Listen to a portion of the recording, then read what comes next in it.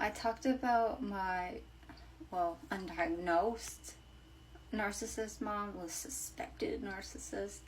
Um, but I didn't talk really about the toxic family part of it, I don't believe. This is just to make it more interesting. So I won't really touch on the mom part because I did that in a different video.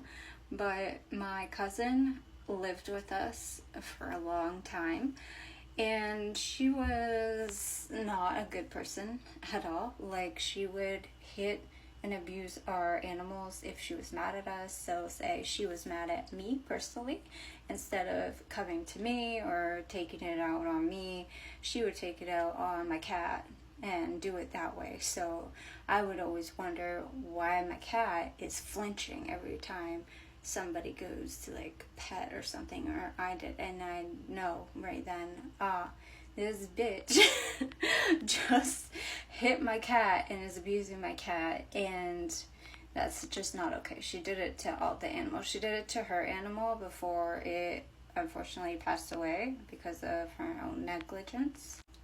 But after the hospital incident, when I was abused and stuff by the hospital, I was alone.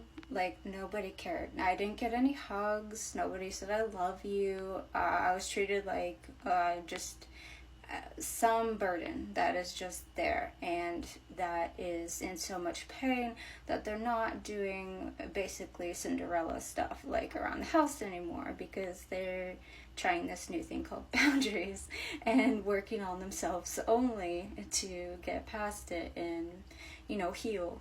That wasn't liked. And what happens when my mom is really mad at somebody, everybody in the house turns against that person. So anything at all you had against that person that you're holding on to, like, they've been bugging me for this long they did this, but my mom didn't want to hear it at that time. Suddenly that is the pile on time. So that was me. When I was already in pain and like depressed and hurting beyond words. So everybody was piling on me, and my mom allowed it because she was the ringleader. It's actually kind of helpful because it's a very emotional thing to go through. So when I tried to tell my mom that my cousin was hitting my cat again and abusing her, my mom didn't care.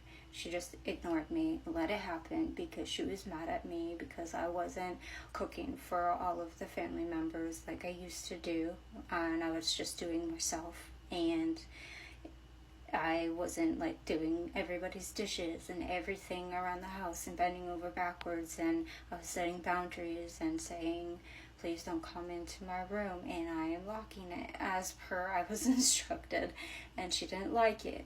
And I didn't tell her I was having counselor appointments, and she thought I was sneaking off, telling everybody that she was abusing me. I wasn't. At that time, I didn't even know she was an abuser. Not until she started behaving that way, and I brought forth it, and then, then it was brought to light, and that was a struggle in itself to cope with. My sister would she was kind of cold. I hate talking like bad about her because I'm so conflicted, because I know she also got abused by my mom, like in a different ways. We were both different in different extremes. My mom would like punch holes beside my head and stuff and all that stuff, but and I am learning that I was kind of conditioned, not to say anything bad and just basically hold up the foundation of the place and everyone's needs but my own, which is why I still struggle with knowing how I feel or really anything like that. It's still a struggle. So my sister had a kid at that time, and she was literally the only human being in that house that gave me any sort of human happiness and affection. She would smile at me, laugh at me. That was literally the only human interaction positive that I had going through such a hard time that literally no one cared about. Glad this thing can't cry. And I had my cat and that was it, but my sister used her kid against me. She knew how important that was, and she would say right in front of me, right in front of my mom, that she just didn't want me to see her kid anymore, ever, and it was just because she was mad that she threw away her own stuff during the hospital stuff. It's a whole situation. Like, I made stuff about it, and it's in my book, and that it's not important. But my mom didn't care. She pretended to care after, but she didn't care. And so I was pretty upset that nobody in that home seemed to love me. And all I did was love and care for them, care about their feelings and, everything. Even stupidly apologized for stuff that wasn't my fault, just because I felt I had to, and she was mad at me, and everyone was just so mad at me, just because I was setting boundaries, and they just didn't like it. Long story short, my mom has custody now of her son, not really her birth son, but son she shared with her ex-wife and just, got custody of. But he was really horrible. He would always threaten to grape everybody in the house. He would go around wielding knives and trying to, KO us or threaten to KO the animals. He would kick the animals. It was a very scary thing to be in that house. And you were never allowed to speak about it ever. You weren't allowed to call the cops. You would get reprimanded by my mom. And it was just because I finally gathered the courage years later after being safe in my own place. I said I didn't want any contact with him anymore. I was brave enough to finally say it. I've wanted that since I was since he's been able to do all that. But she didn't like it. She pretended like she was okay with it, but then she just used it. Like 2 weeks before my birthday, she set off and made it about her and everything, and blew up and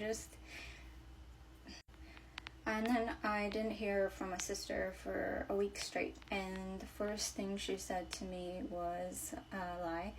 She pretended like something was wrong with her phone, and that's why. And the first thing she asked was about my cat, which was something my mom wanted to know about before we did no contact. And I told her how my cat was, but I knew it was for my mom. She was, ironically, I seen a video about this from a girl who says she's your sister, sisterly advice, and she said something about the flying monkey and how they go report back to the narcissist or like the ringleader, and I seen that very clearly, which is upsetting because I expect like maybe some amount of love instead of manipulation and just expecting things, and for me to just be there as a fall person because you don't want to be alone or something. I asked my sister if she still wanted a relationship or not, and just to let me know, and she did say yes, but I do believe that it was my mom that coerced that because she can't let go, and how's she gonna get any information on me without somebody actually talking to me? And my sister's only one that would have that access now. But I did learn that my sister is using her kid as a weapon, basically. Like, if you don't do this, then you can't see her, or she wants you to come see her, you should do that. And it's really heartbreaking because I don't want to mess up that kid's life, but it's also not fair to me to have to stick with it because I'm afraid that her kid might think I abandoned her and didn't want to see her or something. Literally gave my sister a bus pass so she could come into town. Literally gave her a blank bus pass so she could go in her own town on buses. She has a boyfriend who has transportation. I have none. I had a medical ride and told her, hey, we could meet in town and I could go get that picture you wanted and give it to you and give you presents for her and stuff. She made up something about how she still can't meet me in their own town, even though it's $2 and something for in-town bus. I just don't know what to do. It's not fair. Have any of you been through this stuff?